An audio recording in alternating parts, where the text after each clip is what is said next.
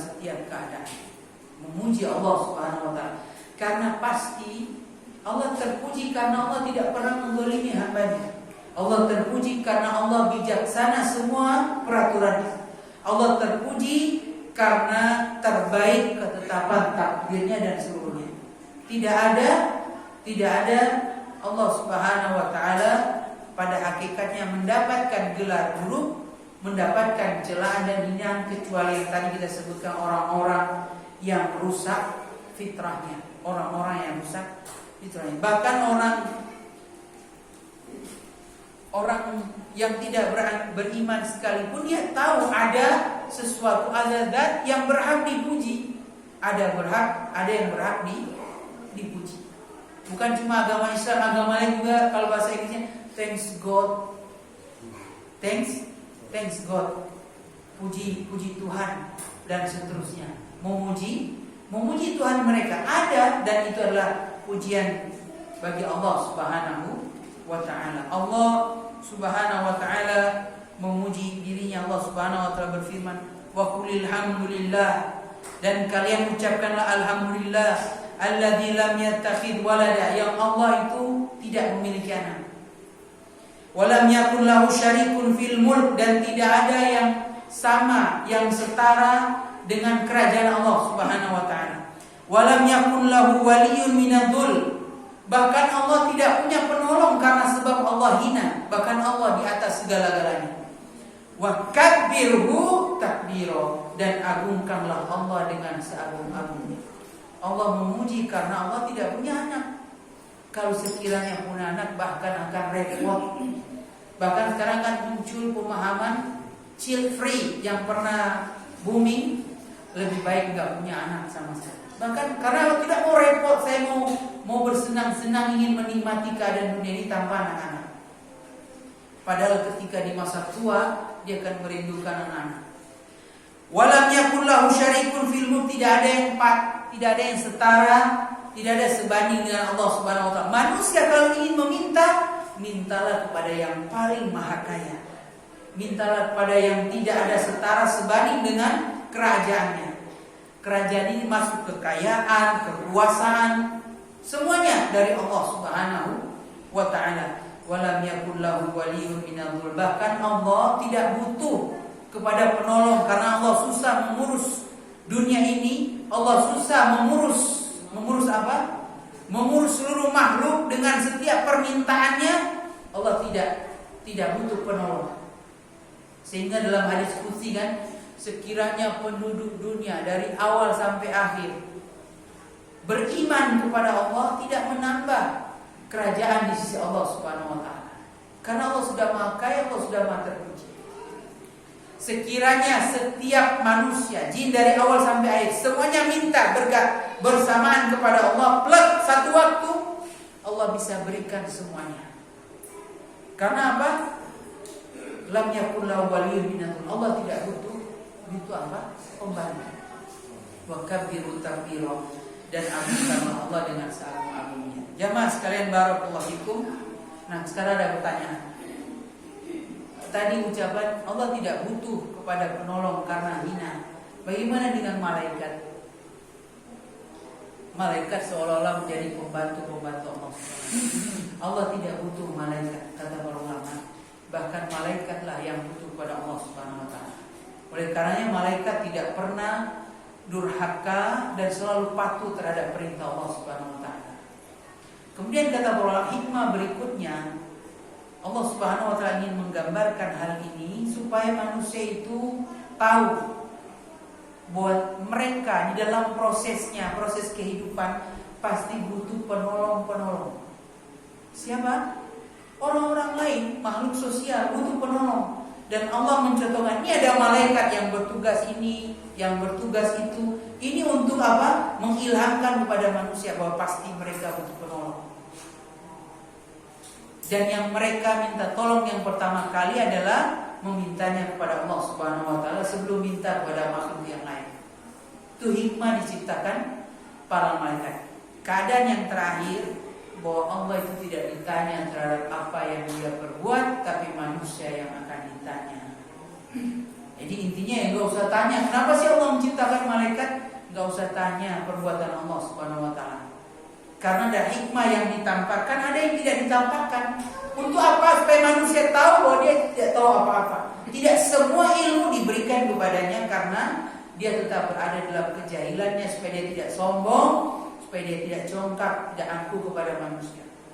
Beberapa makhluk saja baru diberikan ilmu sudah sedikit saja, tapi sombongnya sudah minta ampun. Diberikan jabatannya, sombongnya sudah minta ampun. Diberikan keterkenalan, punya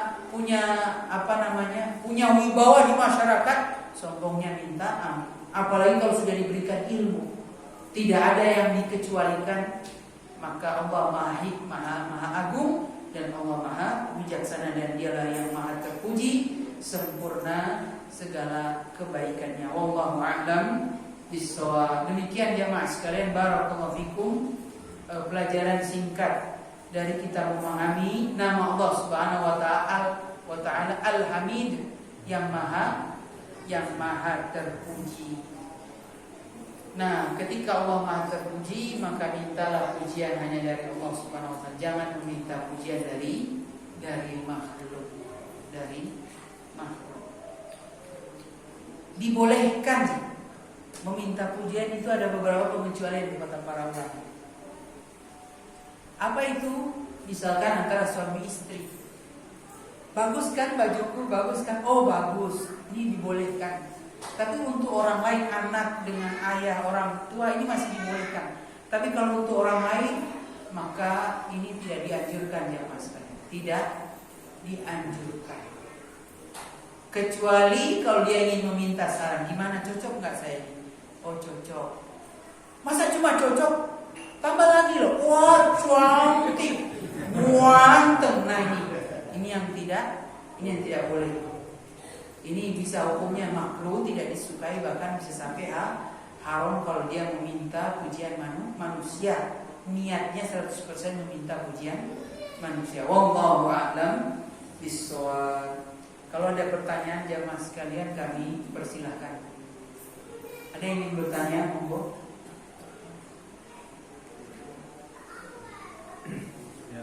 Ya.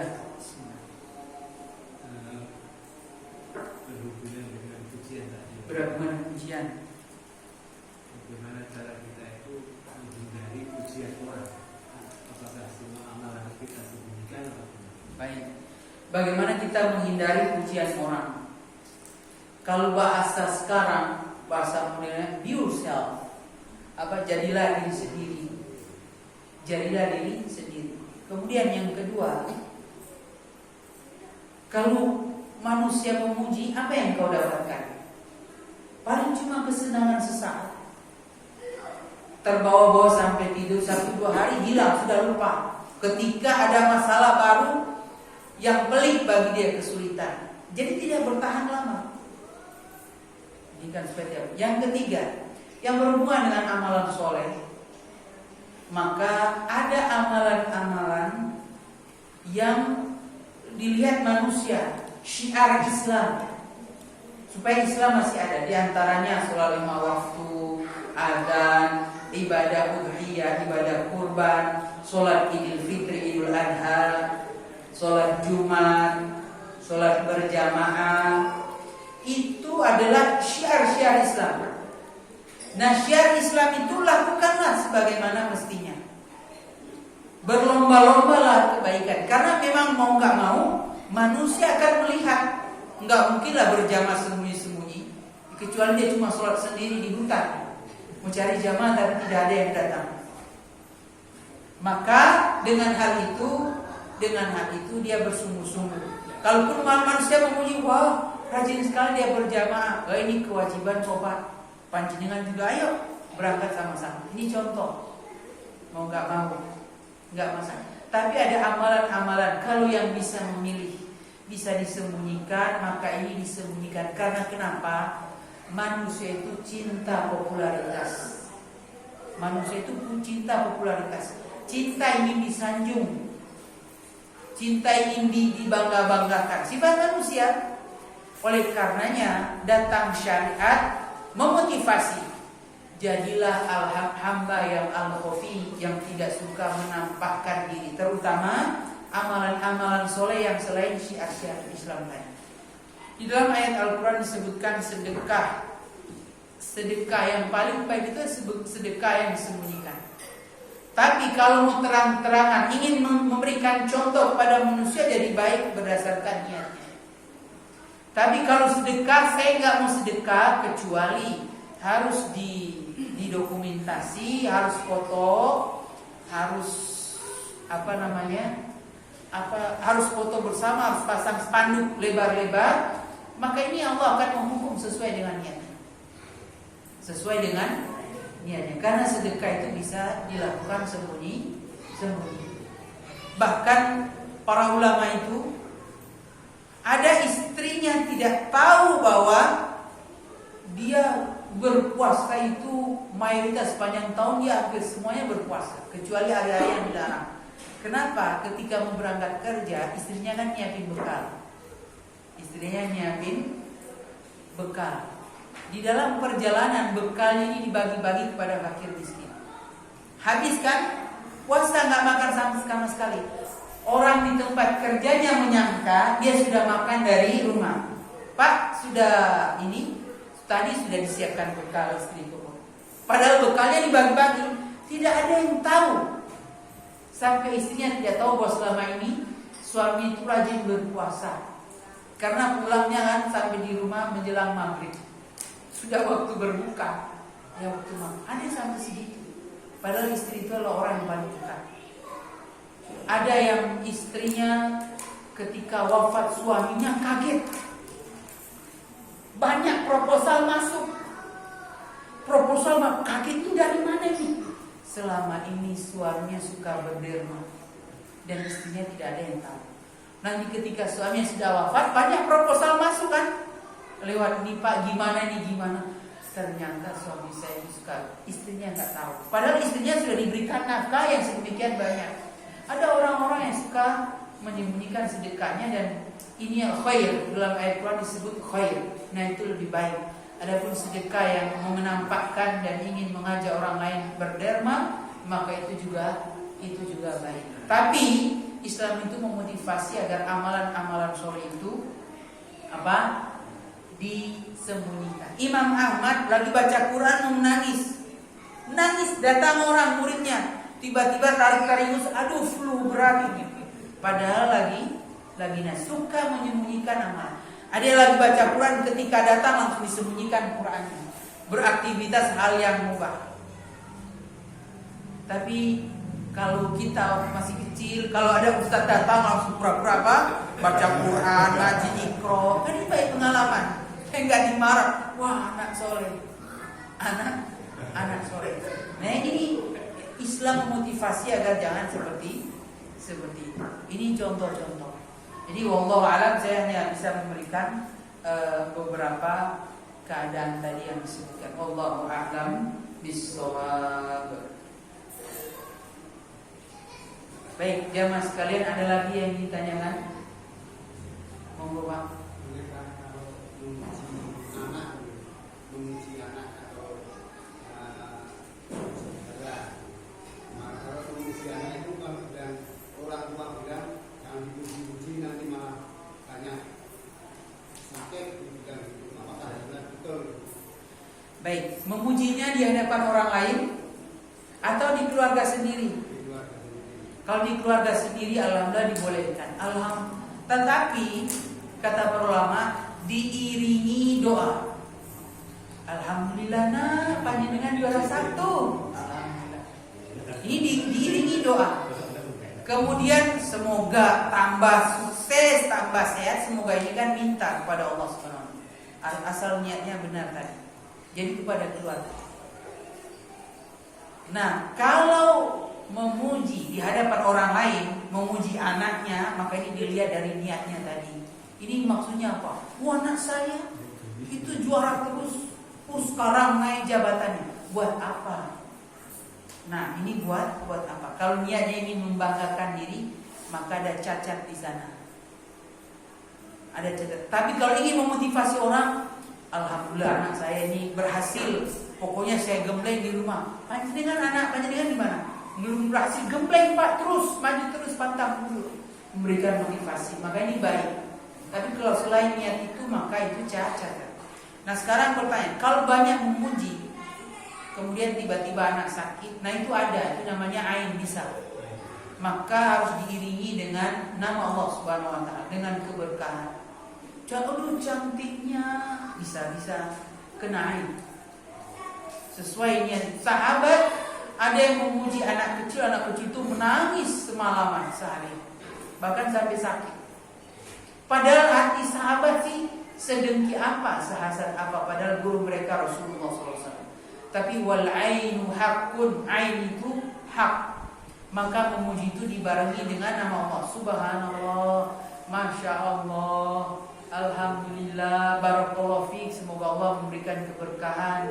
Alhamdulillah cantik banget. Alhamdulillah ini makhluk terseksi yang pernah saya lihat. Anak kecil. Tapi kalau orang dewasa bisa berakibat dosa. Nah, bisa berakibat dosa. Maka pujian yang tidak dibarengi dengan nama Allah Subhanahu Wa Taala bisa bukan berarti pasti ya. Bisa jadi dia akan sakit karena sebab pujian namanya ain. Dulu ini di Arab. Ini kisah nyata ini diceritakan guru kami mendengar dari gurunya Syekh yang mengajar di kelas. Ini rumah baru, diundanglah tetangganya. Nah kemudian dia ini kan, apa yang dipegang orang itu, lukisan, ini barang tertentu yang dipegang, ternyata rusak, nggak bisa difungsikan. Pegang lukisan ternyata tiba-tiba robek, yang alat elektronik tertentu tiba-tiba nggak jalan, itu ada. Bahkan sampai disebutkan zaman dulu ada cuma karena ain matanya, ini bukan sihir tapi karena hasad, ini ada yang bisa merobohkan gedung. Jadi bukan cuma seperti keluar silau mata kemudian hancur gedungnya, bukan. Dia lihat dia tidak suka gedungnya karena hasadnya luar biasa, hati orang yang tidak tahu. Tapi ada disebutkan pengalaman ini oleh para ahli ilmu dalam kitab-kitab mereka, bahaya ain itu bisa merobohkan gedung, Tapi pernah ada. Wallahu a'lam bishawab. Kalau Anda bertanya cari di mana mata seperti itu, nah itu bukan urusan kita. Itu susah. Mana yang mata bisa merobohkan gedung? Daripada panggil tukang ini coba langsung aja, tidak seperti itu. Itu tidak bisa diatur, tidak bisa direncanakan. Wallahu a'lam bishawab. Monggo. Berkaitan dengan pujian, ketika kita melihat seseorang memuji tapi cenderung menjilat, itu sikap kita bagaimana? Mengingatkan bagaimana? Nah, di dalam hadis Rasulullah SAW bersabda, kalau orang memuji itu yang secara makna, maka dia telah menggantungnya. Kita mendapatkan pujian itu kita bisa busung dada, dan itu berakibat bisa angkuh, bisa sombong, dan itu nggak baik. Nah itu. Nah sekarang pertanyaannya, bagaimana orang memuji kemudian dia menjilat? Maksudnya puji ada udang di balik-balik. Kalau kita tahu ini orang kayaknya ini, maka sampaikan kekurangan kita. Wih begini, nggak ada kok proyek saya juga yang gagal, sehingga dia sadar. Jadi trik yang dijelaskan para ulama. Dulu ulama ada yang dipuji, kamu ini alim begitu cerdas. Ya fulan, kesalahanku dan dosaku lebih banyak yang engkau tidak ketahui. Itu karena apa? Khawatir busuk dada, angkat dada, kemudian orangnya ada udang di balik-balik.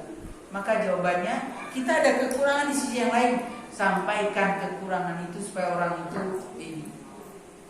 Jangan salah tingkah. Mau puji apa? Kekurangan kan gak mungkin, bertentangan. Nah, wallahu a'lam bishawab, itu yang saya bisa sampaikan. Demikian jamaah sekalian, barakallahu fikum, apa yang kita bisa gali dan kita pelajari dari nama Allah Subhanahu wa taala Al-Hamid, yang maha terpuji, dan Allah Subhanahu wa taala sungguh Maha terpuji dari segala sisi, terpuji dari nama-namanya, sifat-sifatnya, perbuatannya, dan sempurna, tidak ada kekurangan dari segala apapun. Demikian, mohon maaf segala kekurangan dan kekhilafan. Terima kasih atas perhatian semuanya. Subhanakallah bihamdika asyhadu an la ilaha illa anta astaghfiruka wa atubu ilaik. Assalamualaikum warahmatullahi wabarakatuh. Waalaikumsalam.